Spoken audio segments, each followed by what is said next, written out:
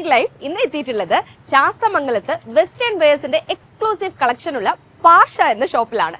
ഈ ഷോപ്പിന്റെ ഓണർ വളരെ സ്പെഷ്യൽ ആയിട്ടുള്ള ഒരാളാണ്. അപ്പൊ അവരെ കാണണ്ടേ? കണ്ടാലോ?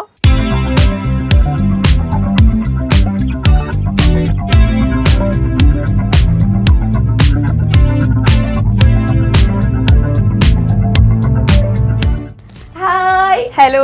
അപ്പൊ നോക്കി നിന്ന് മുഷിഞ്ഞോ? ഒരിക്കലും ഇല്ല. നമ്മുടെ സർപ്രൈസ് പൊട്ടിക്കാൻ സമയമായി. നമ്മുടെ സ്വന്തം പാർവതി കൃഷ്ണ. Thank you. പാർവതി സുഖാണോ? സുഖമായിട്ടിരിക്കുന്നു. Oh fine. പിന്നെ അപ്പൊ എന്തൊക്കെയാണ് പരിപാടി ഇവിടെ? ഇവിടെ പരിപാടി പറയാം ക്ലോത്തിങ് സ്റ്റോർ അതന്നെയാണ്. ഓക്കെ. അല്ല, പാർവതിയുടെ പരിപാടികളൊക്കെ എന്തൊക്കെയാ? ഞാനൊരു ഡെയിലി ഒരു 2 hours ഇവിടെ വരാറുണ്ട്.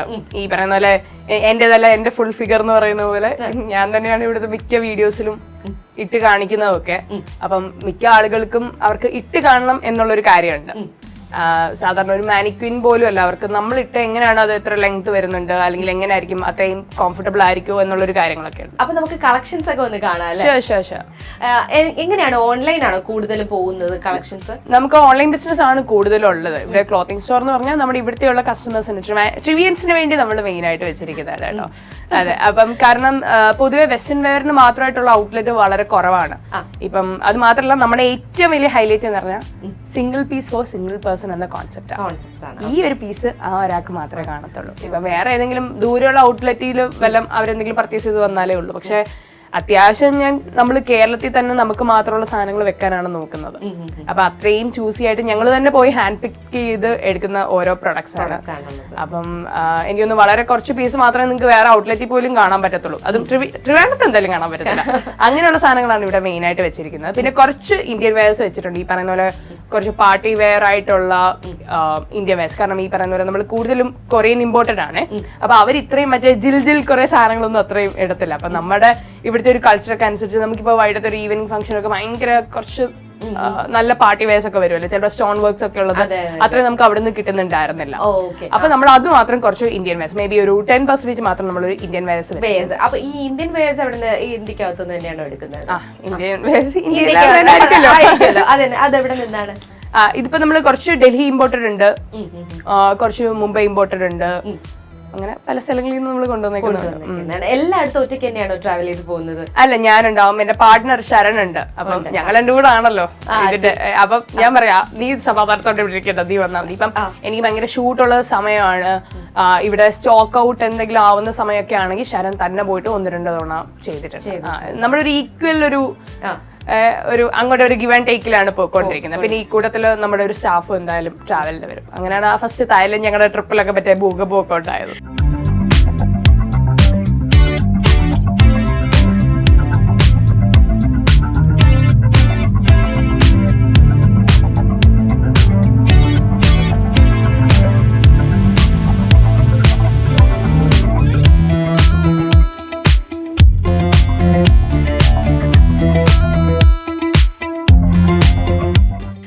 ബിസിനസ് സ്റ്റാർട്ട് ചെയ്യാനുള്ളൊരു ഇൻസ്പിറേഷൻ എവിടെ നിന്നാണ് കിട്ടിയത്? എങ്ങനെയാണ്? അല്ല, ഒരുപാട് തിരക്കാണ്, സിനി ആർട്ടിസ്റ്റ് ആണ്, അതോടൊപ്പം തന്നെ ആങ്കർ ആണ്, വീട്ടിലെ കാര്യങ്ങൾ നോക്കുന്നുണ്ട്, എല്ലാം.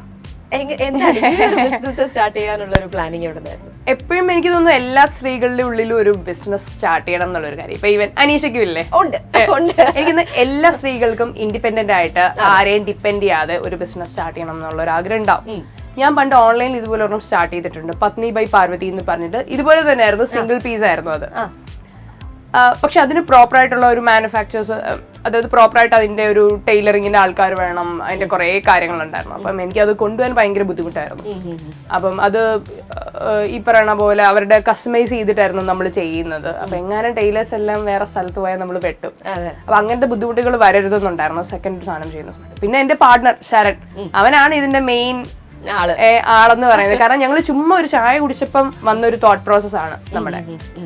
അതായത് എന്തെങ്കിലും ഒരു സാധനം സ്റ്റാർട്ട് ചെയ്താലോ, വെസ്റ്റേൺ വെയർ എന്ന് പറഞ്ഞപ്പോഴത്തേക്ക് അയ്യോ എന്റെ മനസ്സിലുണ്ടായിരുന്നു ഞാൻ പറഞ്ഞു.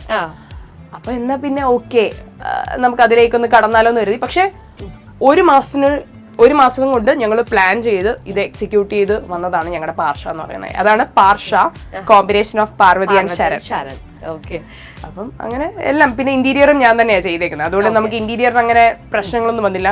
ഈ ഒരു ഷോപ്പ് എനിക്കൊന്ന് ഒരു February 24 ആ സമയത്ത് നമ്മൾ എഗ്രിമെന്റ് ചെയ്യുന്നു. March 16 നമ്മൾ ഇനോഗ്രേഷൻ ചെയ്യുന്നു. അത്രയും ഫാസ്റ്റ് ആയിട്ടായിരുന്നു മൂവ് ചെയ്തത്. എനിക്കൊന്ന് നമ്മൾ ഡിലേ വെക്കുന്നതാണ് എപ്പോഴും പ്രശ്നം. നമ്മൾ ഇതിനെ പറ്റി കൂടുതൽ പഠിക്കാം അങ്ങനെ നിന്നാൽ ചിലപ്പം എനിക്കൊന്ന് നടക്കില്ല. അത് ബിസിനസിന്റെ ഇപ്പം ഇങ്ങനെ ഒരു ഔട്ട്ലെറ്റ് തുടങ്ങുമ്പോൾ മേ ബി അതിനെ പറ്റി നമ്മൾ കൂടുതൽ സ്റ്റഡി ചെയ്യണം. പക്ഷെ എന്റെ കൂടെ ഓൾറെഡി ബിസിനസ് ചെയ്യുന്ന ഒരാളാണ് എന്റെ പാർട്ണർ. അപ്പം ശരൺ ഓൾറെഡി വേറൊരു ബിസിനസ് ഉണ്ട്, മാക്മ എന്ന് പറയുന്ന ഒരു സ്റ്റോർ ഉണ്ട് ട്രിവാൻഡ്രത്ത്. അപ്പം അവൻ ഓൾറെഡി ഇതിനെ പറ്റി നല്ലപോലെ ബിസിനസിനെ പറ്റി നല്ലപോലെ ഐഡിയ. അപ്പം ഫുൾ അക്കൗണ്ട് സെഷൻ അല്ല ഞാൻ ശരണയാണ് ഏൽപ്പിച്ചിരിക്കുന്നത്, മാർക്കറ്റിംഗ് സൈഡ് മൊത്തം ഞാനാണ്. അപ്പൊ അങ്ങനെയാണ് ഇത് പോയിക്കൊണ്ടിരിക്കുന്നത്. അപ്പൊ അതൊരു ബാലൻസിലാണ് നമ്മൾ പോകുന്നത്. അല്ല, ഇത് കേൾക്കുന്ന ആളുകൾക്ക് കൂടുതൽ അവർക്ക് ഒരു ബിസിനസ്സിനായിട്ട് തുടങ്ങാൻ ഒരു പാർട്ട്ണറെ കിട്ടിയത് കൊണ്ട് അത് തുടങ്ങാൻ പറ്റി, എനിക്ക് അങ്ങനെ ആരും ഇല്ലല്ലോ എന്ന് പറയുന്ന കുറെ വീട്ടമ്മമാരുണ്ടായിരിക്കും. അപ്പൊ അവരോട് എന്തെങ്കിലും പറയാനുണ്ടോ? I was working as A project engineer. എനിക്ക് വെറും 8,000 രൂപയായിരുന്നു എന്റെ സാലറി എന്ന് പറയുന്നത്. ഫസ്റ്റ് ഞാൻ എഞ്ചിനീയറിംഗ് പഠിച്ചു കഴിഞ്ഞ് ഞാൻ ഫസ്റ്റ് പ്രൊജക്ട് എഞ്ചിനീയർ ആയിട്ട് കയറുമ്പോൾ അതിനുശേഷം പതുക്കെ അത് കൂടി 10,000 പക്ഷെ ഇതില് ഒരു 80% ഞാൻ സേവ് ചെയ്തിട്ടുണ്ട്. സേവ് ചെയ്ത് പല പല സ്ഥലങ്ങളിലായിട്ട് ഞാൻ ഇൻവെസ്റ്റ് ചെയ്തിട്ടുണ്ട്. 8,000 നിന്ന് പോലും ഞാൻ സേവ് ചെയ്യുമായിരുന്നു. അപ്പൊ കുറച്ച് കുറച്ചായിട്ട് നമുക്കൊരു ഡ്രീം ഉണ്ടെങ്കിൽ നമുക്ക് അതിലേക്ക് എത്താൻ നമ്മുടെ ആ ഒരു വിശ്വാസവും നമ്മളിലുള്ള ഒരു കോൺഫിഡൻസ് മതി. എനിക്ക് ഭയങ്കര കോൺഫിഡൻസ് ആണ്. അത് അച്ചീവ് ചെയ്യും എന്നുള്ളൊരു സാധനം എനിക്ക് എന്റെ മൈൻഡ് സെറ്റിലുണ്ട്. അത് എനിക്ക് തോന്നുന്നു എല്ലാ സ്ത്രീകൾക്കും വേണ്ട ഒരു കാര്യം. പക്ഷെ ഏതെങ്കിലും ഒരു പോയിന്റ് എത്തുന്ന സമയത്ത് എസ്പെഷ്യലി നമ്മൾ നിൽക്കുന്ന സിറ്റുവേഷൻ, നമ്മൾ നിൽക്കുന്ന എൻവയോൺമെന്റ് ഒക്കെ ഇതിനെ ഭയങ്കരമായിട്ട് ബാധിക്കും. എന്റെ വീട്ടില് ഇപ്പം എനിക്ക് ഇപ്പൊ ഇങ്ങോട്ട് വരാൻ പോലും അല്ലെങ്കിൽ ഇപ്പൊ നമ്മളിപ്പോ ഷൂട്ട് ചെയ്യുമ്പോൾ പോലും എന്റെ വീട്ടിലൊരു കുഞ്ഞുണ്ട്. പക്ഷെ അറ്റ് ദ സെയിം ടൈം അവനെ നോക്കാൻ ഒരാളുണ്ട് എന്നുള്ളൊരു കോൺഫിഡൻസ് ആണ് ഇപ്പൊ എനിക്ക് ഇവിടെ നിൽക്കാൻ പറ്റുന്നത്. എല്ലാ സ്ത്രീകൾക്കും ഈ ഒരു സിറ്റുവേഷൻ ആവണമെന്ന് നിർബന്ധമില്ല. സോ നമുക്ക് അവരെ ഒരിക്കലും ബ്ലെയിം ചെയ്യാൻ പറ്റത്തില്ല. പക്ഷെ നമുക്ക് വേണ്ടി നമ്മൾ നിന്നില് വേറെ ആരും നമുക്ക് വേണ്ടി നിൽക്കത്തുമില്ല. അതാണ് അല്ലേ? അതാണ്. അത് ഞാൻ പറയത്തില്ല, നമ്മൾ മനസ്സിലാക്കുന്ന പോലെ ഒറ്റ മനുഷ്യൻ മനസ്സിലാക്കത്തില്ല. സോ മെയിൻ കാര്യം ചെയ്യാനുള്ളത് സെൽഫായിട്ട് ഏൺ ചെയ്യുക, ബി ഇൻഡിപെൻഡന്റ്. ഫിനാൻഷ്യലി ഇൻഡിപെൻഡൻസ് എന്ന് പറയുന്നത് അത് തരുന്ന ഒരു സ്ട്രെങ്ത് ഉണ്ട്. അത് ആരുടെ മുന്നിലും നമുക്ക് തലകുനിക്കാൻ പറ്റാത്ത ഒരു സ്ട്രെങ്ത് ആണ്. അത് എല്ലാ സ്ത്രീകളും, എനിക്ക് തോന്നുന്നു എല്ലാ വരുന്ന കുട്ടികളോട് ഞാൻ പറയുന്നത്, നിങ്ങൾ കല്യാണമൊക്കെ വേണം, ഫാമിലിയൊക്കെ വേണം. പക്ഷെ അറ്റ് ദ സെയിം ടൈം നിങ്ങൾ ഫിനാൻഷ്യലി ഇൻഡിപെൻഡന്റ് ആയി നിങ്ങൾക്ക് നിങ്ങളുടെ ബാങ്ക് അക്കൗണ്ടിൽ ഇത്ര പൈസ ഉണ്ടെന്ന് നിങ്ങൾക്ക് ഒരു ഉറപ്പ് വേണം. അല്ലെങ്കിൽ എവിടെയെങ്കിലും കൈ എത്താത്ത, അത് നമ്മുടെ നമ്മൾ കൈ തൊട്ടില്ലേലും അവിടെ നമുക്കൊരു ഇൻകം ഉണ്ടെന്നുള്ളൊരു സാധനം വേണം. ഇപ്പം ഇവിടെ ഞങ്ങൾ പർച്ചേസ് ചെയ്യുന്നു, ഞങ്ങൾ ബില്ലിങ്ങിന്റെ പ്രോസസ്സൊക്കെ ചെയ്യുന്നു, ഞാൻ വന്ന് വീഡിയോ ഇടുന്നു, അത് മാത്രമേ ഉള്ളൂ. അല്ലാതെ നമുക്ക് ഒരു ഇൻകം സോഴ്സ് ആണ് നമ്മുടെ ഈ ഒരു ക്ലോത്തിങ് സ്റ്റോർ എന്ന് പറയുന്നത്. നമ്മുടെ പ്രസൻസ് ഇല്ലെങ്കിൽ നമുക്കിവിടെ ഇൻകം ഉണ്ടാവും. ഭയങ്കര ഒരു ഇമോഷണലി അറ്റാച്ച്മെന്റ് ആണ് ആ ഒരു സംസാരത്തിൽ നിന്ന് തന്നെ നമുക്ക് എല്ലായിടത്തും നമ്മുടെ ഇഷ്ടം. കാരണം എന്റെ ഫേസ് യോഗി ആയിക്കോട്ടെ, എന്റെ പാർഷ ആയിക്കോട്ടെ, എന്റെ ഇന്റീരിയർ ആയിക്കോട്ടെ, ഇവിടെ എല്ലാം ഞാൻ എന്റെ ഒരു ഇഷ്ടത്തോടെ ചെയ്യുന്ന കാര്യങ്ങളാണ്. അപ്പൊ ഇവിടെ എല്ലാം നമ്മൾ ഇമോഷണലി കണക്റ്റഡ് ആയിരിക്കും. അങ്ങനെയുള്ള സ്ഥലത്തെ നമുക്ക് സക്സസ് ഉണ്ടാവത്തുള്ളൂ. ഇപ്പൊ പറഞ്ഞ കുറച്ച് കാര്യങ്ങൾ എന്ന് പറയുന്നത് ബിസിനസ് തുടങ്ങിയിട്ടുള്ള ആളുകൾക്കായിരുന്നാലും ബിസിനസ് തുടങ്ങാൻ ആഗ്രഹിക്കുന്ന ആളുകൾക്കായിരുന്നാലും ഒരു വലിയൊരു ഇൻസ്പിറേഷൻ ആണ്.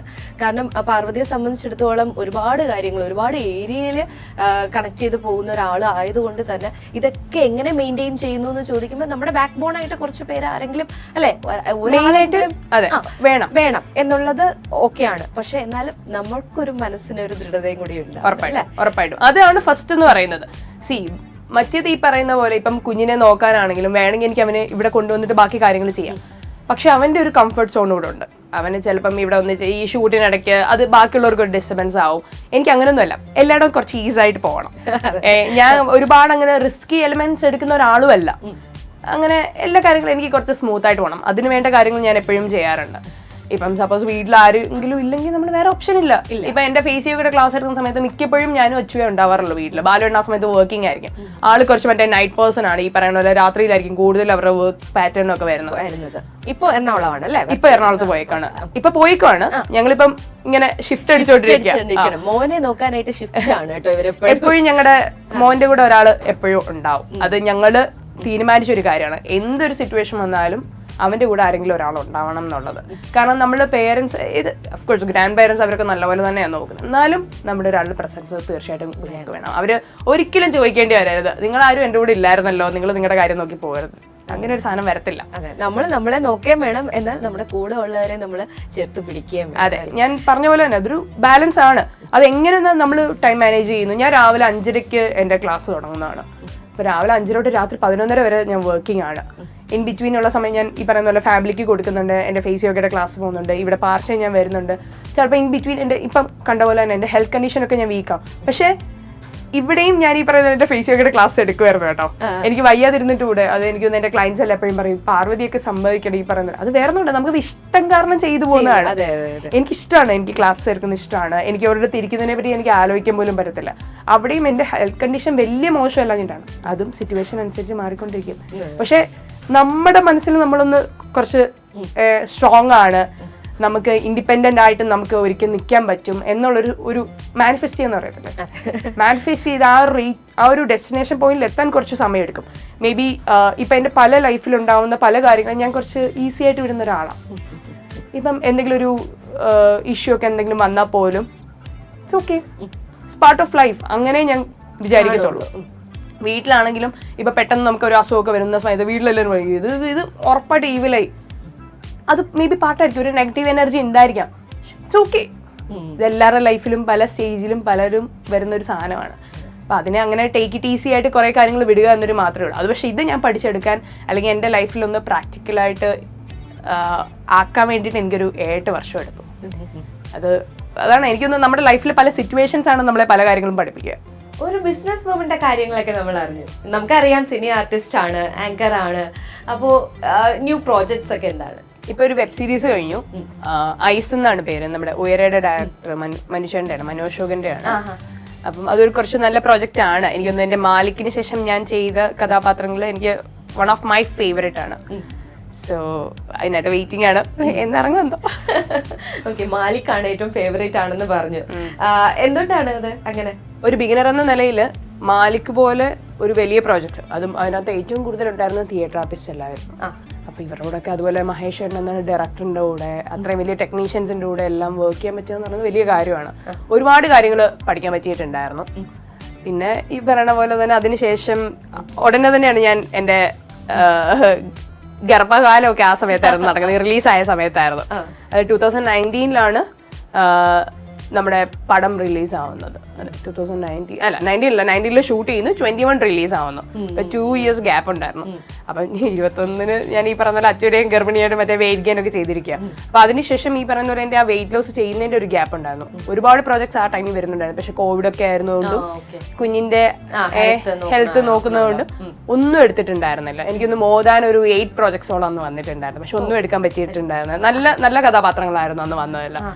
പിന്നെ ഈ പറയുന്ന പോലെ ഞാൻ ഫാമിലിയായിട്ട് സെറ്റിലായി എന്നൊരു ചില റൂമേഴ്സ് ഒക്കെ അവിടെ ഇവിടെയൊക്കെ വന്നു തുടങ്ങിയപ്പോഴത്തേക്കും എനിക്കൊന്ന് അതിനൊരു ഗ്യാപ്പ് വന്നു. പിന്നെയും ഞാൻ ഇൻസ്റ്റയിൽ കുറച്ച് ആക്റ്റീവ് ആയപ്പോഴാണ് ആളുകൾ അറിയാൻ തുടങ്ങിയത് ഞാൻ വർക്ക് ചെയ്യുന്നുണ്ടെന്നുള്ള സാധനം. എനിക്കൊന്ന് സോഷ്യൽ മീഡിയയും കൊണ്ട് എനിക്ക് ഏറ്റവും ബെസ്റ്റ് ആയിട്ട് തോന്നിയത് ആ ഒരു കാര്യം തന്നെയായിരുന്നു. പിന്നെ അതിനുശേഷം ഞാൻ ഈ പറയുന്ന പോലെ ഗിറി ചെയ്യുന്നു, വർഷങ്ങൾക്ക് ശേഷം ചെയ്തു. കഠിന കടോർമയായിരുന്നു സെക്കൻഡ് ചെയ്ത്, ബേസിലെ നായികയായിട്ടായിരുന്നു ചെയ്തിരുന്നത്. പിന്നെ വർഷങ്ങൾക്ക് ശേഷം ഗിർ ഇപ്പം ഇതുവരെ എത്തി നിൽക്കുന്നു. പിന്നെ ഞാൻ കുറച്ച് ചൂസ് ചെയ്യാണ്, എനിക്ക് ചെയ്യുമ്പോൾ കുറച്ച് നല്ല കഥാപാത്രങ്ങൾ ചെയ്തിട്ട് ഇറങ്ങണം എന്നുള്ള ഒരാളാണ്. അപ്പോൾ ഒരുപാട് ചെയ്യുന്നതിനേക്കാൾ എന്നെ സാറ്റിസ്ഫൈ ചെയ്യുന്ന കുറച്ച് കഥാപാത്രങ്ങൾ ചെയ്യുക, അതിലാണ് ഞാൻ വിശ്വസിക്കുന്നത്. ഓക്കെ, ഇപ്പൊ പറഞ്ഞല്ലോ ഒരു 8ഓളം പ്രോജക്ട് നഷ്ടമായി എന്നുള്ളത്. ഈ നഷ്ടങ്ങളെയൊക്കെ റിഗ്രറ്റ് ചെയ്യുന്ന ആളാണോ? അല്ല, പാർട്ട് ഓഫ് ലൈഫാണ്. ചില നഷ്ടങ്ങൾ ചില നല്ലതിന് വേണ്ടിയിട്ടുള്ള കാര്യമായിരിക്കും. ചിലപ്പം ഞാൻ അന്ന് അത്രയും പ്രൊജക്ട്സ് ചെയ്തിരുന്നെങ്കിൽ ഇപ്പൊ എനിക്ക് ഈ ബിസിനസ് ഒന്നും ഉണ്ടാവത്തില്ല. സോ ഒരിക്കലും നമ്മൾ നഷ്ടങ്ങളെ പറ്റി ആലോചിച്ചിട്ട് സങ്കടപ്പെടരുത്. എനിക്കിപ്പോ റീസെന്റ് ആയിട്ട് ഞാൻ ഫോർ എക്സാമ്പിൾ പറയാം, റീസെന്റ് ആയിട്ട് ഒരു പ്രോജക്റ്റ്, വലിയൊരു പ്രോജക്റ്റ്, ഞാൻ പേര് പറയുന്നില്ല. 1 മാസം അവരെന്റെ ഡേറ്റ് ബ്ലോക്ക് ചെയ്തു. പക്ഷെ ഷൂട്ട് തുടങ്ങുന്നതിന്റെ 2 ദിവസം മുന്നേ അവരെന്നെ വിളിച്ച് പറഞ്ഞു അത് വേറൊരാളാ ചെയ്യാൻ പോകുന്നതെന്ന് പറഞ്ഞു. വേണമെങ്കിൽ എനിക്ക് ഇവിടെ സങ്കടപ്പെടായിരുന്നു. അതുകൊണ്ടാണ് ഒരു സ്ത്രീക്ക് എപ്പോഴും മൾട്ടി ടാസ്കിംഗ് ആയിട്ട് പല കാര്യങ്ങളും വേണം എന്ന് പറയുന്നത്. അതായത് എൻ്റെ ബിസിനസ്സും എൻ്റെ ഫേസ് യോഗയൊക്കെ എന്തുമാത്രം എന്നെ അവിടെ ഹെൽപ്പ് ചെയ്തു, അല്ലെങ്കിൽ എൻ്റെ മൈൻഡിനെ എന്തുമാത്രം ഹെൽപ്പ് ചെയ്തു എന്നുള്ളത് എനിക്ക് ആ ഒരു സമയം മനസ്സിലായത്. എനിക്ക് ഒട്ടും സങ്കടം തോന്നിയിരുന്നില്ല. അഫ്കോഴ്സ് ആദ്യത്തെ ഒരു ഇത് കേട്ടപ്പോൾ എന്തായിരിക്കും അത് ചേഞ്ച് ആയ എന്നൊരു തോട്ട് പ്രോസസ് ഒന്നും, ബട്ട് ഇറ്റ്സ് ഓക്കെ. ചിലപ്പോൾ അതിനെക്കാട്ടി നല്ലൊരു സാധനം എനിക്ക് വരാൻ വേണ്ടിയിട്ടായിരിക്കും, അല്ലെങ്കിൽ ആ ഒരു കഥാപാത്രത്തിന് അതിനെക്കാട്ടി നല്ലൊരാളെ ആ സമയത്ത് അവർക്ക് കിട്ടിക്കാണും. നമ്മൾ അതിന്റെ ബെസ്റ്റ് സൈഡ് കണ്ടാൽ മതി. എപ്പോഴും നമ്മുടെ ഒരു ഇതെന്ന് പറഞ്ഞാൽ നമ്മൾ ഓപ്പോസിറ്റ് നിൽക്കുന്ന ഒരാളുടെ മൈൻഡ് സെറ്റ് നമ്മൾ ചിലപ്പോൾ ചിന്തിക്കത്തില്ല. നമ്മൾ മാത്രമായിരിക്കും പ്രയോറിറ്റി കൊടുക്കുന്നത്. ഇപ്പം ഞാൻ അതുകൂടെ ഒന്ന് പഠിച്ചുകൊണ്ടിരിക്കുകയാണ്. ഓപ്പോസിറ്റ് നിൽക്കുന്ന ആളുടെ മൈൻഡിലൂടെ ആലോചിച്ച് ആ ഒരു സിറ്റുവേഷൻ ഡീൽ ചെയ്യാൻ പഠിച്ചുകൊണ്ടിരിക്കുക. പല റോളിൽ ഇപ്പോൾ വർക്ക് ചെയ്യുന്നുണ്ട്. അതായത് ഒരു സിനി ആർട്ടിസ്റ്റ്, ഞാൻ നേരത്തെ പറഞ്ഞത് തന്നെയാണ്, ഒരു ബിസിനസ് വുമൺ ആണ്, അതുപോലെ തന്നെ ആങ്കറാണ്. ഏത് പാർട്ടാണ് ഏറ്റവും ഇഷ്ടം? എല്ലാം എനിക്കിഷ്ടമാണ്. എല്ലാം ഇഷ്ടമാണ്. എല്ലാം ഒരു ദിവസം തന്നാലും ഞാൻ ചെയ്യും. ഞാൻ പറഞ്ഞില്ല, എല്ലാത്തിനും അത്രയും ഞാൻ ഇമോഷണലി കണക്റ്റഡ് ആണ്. ആക്ടിങ് എന്ന് പറയുന്നത് it's love of my life. Face yoga എന്ന് പറയുന്നത് അതിൻ്റെ ഒരു ഹീലിംഗ് ജേർണിയിൽ എൻ്റെ ലൈഫിലൊരു പാർട്ടായതാണ്. ഇപ്പം ഈ പറയുന്ന പോലെ അതെല്ലാം ഈ ഫിറ്റ്നസിൻ്റെ ഭാഗമെല്ലാം എൻ്റെ ഒരു ഹീലിംഗ് ജേർണി ആയിരുന്നു, ഒരു ട്രാൻസ്ഫോർമേഷനും എല്ലാം. ഇപ്പം ഈ പറയുന്ന പോലെ ഇന്റീരിയർ ആണെങ്കിൽ എൻ്റെ പ്രൊഫഷൻ ആയിരുന്നു. ഞാൻ was working as A project engineer. അപ്പം അതിനുശേഷം ഞാൻ ഇന്റീരിയറിലേക്ക് വന്നു. പാർഷ എന്ന് പറയുന്നത് എൻ്റെ ക്രിയേറ്റിവിറ്റി സൈഡാണ്. പല രീതിയിലുള്ള ഒരു ഫാഷൻ അങ്ങനത്തെ സാധനങ്ങൾ എനിക്ക് ഇൻക്ലൂഡ് ചെയ്യാൻ പറ്റുക. അതാണ് ഞാൻ പറഞ്ഞത്, എല്ലാത്തിനും അതിൻ്റെതായിട്ടുള്ള ഒരു ഇമ്പോർട്ടൻസ് ഉണ്ട്. ഒപ്പം തന്നെ ഫാമിലി ഇല്ലാതെ നമുക്കൊരു കാര്യങ്ങളും, എനിക്കത് ഫാമിലിയിൽ നമ്മൾ കുറച്ച് ഹാപ്പി ആണെങ്കിലുണ്ടല്ലോ ബാക്കിയുള്ള കാര്യങ്ങളും നമുക്ക് ബാലൻസ് ചെയ്യാൻ എളുപ്പമാണ്. ഫാമിലിയുടെ വീഡിയോസ് ഒക്കെ കാണുമ്പോൾ എനിക്ക് തന്നെ സത്യം പറഞ്ഞ ചില നേരത്തെ വിഷമം തോന്നാറുണ്ട് കേട്ടോ. എല്ലാവരും ഇരുന്ന് ഫുഡ് കഴിക്കുന്നു, അങ്ങോട്ട് വാരി കൊടുക്കുന്നു, ഇങ്ങോട്ട് വാരി കൊടുക്കുന്നു, മോന്റെ കുറെ വീഡിയോസ്. സത്യം പറഞ്ഞ വിഷമം തോന്നുന്നതെന്ന് വെച്ച് കഴിഞ്ഞാൽ ഒരു ഇമോഷണലി അങ്ങനെയാണ് ഞാൻ പറഞ്ഞത്. ഇല്ല ഇമോഷണലി ഒരു ഹാപ്പിനെസ് നമുക്ക് എപ്പോഴും ഫീൽ എന്ന് വെച്ചാല് ഒരു പ്രത്യേകതരം ഒരു സ്നേഹം, ഒരു എന്താ പറയാ ഇമോഷൻ ആയിട്ടുള്ള ഒരു സ്നേഹം നമുക്കും ഫീൽ ചെയ്യും. കാരണം എല്ലാവർക്കും ഫാമിലി ഉണ്ടല്ലോ, അതുകൊണ്ടാണ് ഞാൻ പറഞ്ഞത്. അപ്പൊ നമുക്ക് കണക്ട് ചെയ്യാൻ പറ്റുന്ന കുറെ കാര്യങ്ങൾ എനിക്ക് തോന്നുന്നു പാർവതിയുടെ കുറെ വീഡിയോസിൽ നമുക്ക് കാണാൻ കഴിയുന്നുണ്ട്. ഇത് എങ്ങനെയാണ് സാധിക്കുന്നത്? ഇതൊക്കെ എങ്ങനെയാണ് പെട്ടെന്ന് വീഡിയോ എടുത്തൊക്കെ ഇടാനായിട്ട് പറ്റുന്നത്? അത് ചിലപ്പം പെട്ടെന്നായിരിക്കും ഈ സാധനം നമ്മുടെ സിറ്റുവേഷൻ നടന്നുകൊണ്ടിരിക്കുകയായിരിക്കും. നമുക്കൊരു വീഡിയോ കൂടെ എടുക്കാന്ന് ഞാൻ പോയി ക്യാമറ കൊണ്ടുവെക്കും. വീട്ടില് ബാലുവണ്ണ തന്നെ ഓടിക്കും. ബാലുവണ്ണ ഒട്ടും ഒരു സോഷ്യൽ മീഡിയ പേഴ്സൺ അല്ല. പുള്ളിക്ക് വലിയ താല്പര്യമൊന്നുമില്ല. ഞാനും പിന്നെ പുഷ് ചെയ്തിട്ടാണ് ബാലോട്ടാ സെൽഫ് മാർക്കറ്റിംഗ് ഇങ്ങനെയൊക്കെ ഞാൻ പറഞ്ഞിട്ടാണ് പുഷ് ചെയ്യണേ. പക്ഷെ ഞങ്ങളുടെ വീട്ടിൽ എന്നും നടക്കുന്ന സംഭവങ്ങളായതൊക്കെ. അപ്പൊ അങ്ങനെ ക്രിയേറ്റ് ചെയ്ത് വരുന്നോട്ട് അതിന്റെ ഒരു ഒതന്റിസിറ്റി ഉണ്ട്. അത് ഭയങ്കര നാച്ചുറൽ ആയിട്ട് ഫീൽ ചെയ്യും. അതുകൊണ്ടാണ് എനിക്ക് തോന്നുന്നത് ആളുകൾക്കും അത് കൂടുതൽ കണക്ട് ചെയ്യാൻ പറ്റുന്നത്. നമ്മുടെ വീട്ടിലുണ്ടാകുന്ന ചെറിയ ചെറിയ സിറ്റുവേഷൻസ് ആയിരിക്കും. പക്ഷെ ഇപ്പം വാരി കൊടുക്കുന്ന പോലും ആണെങ്കിലും ഞങ്ങളിങ്ങനെ പറയും, അത് എല്ലാവർക്കും ആ ഒരു സിറ്റുവേഷനിൽ കൂടെ പാസ് ചെയ്യുന്നവരായിരിക്കത്തില്ല.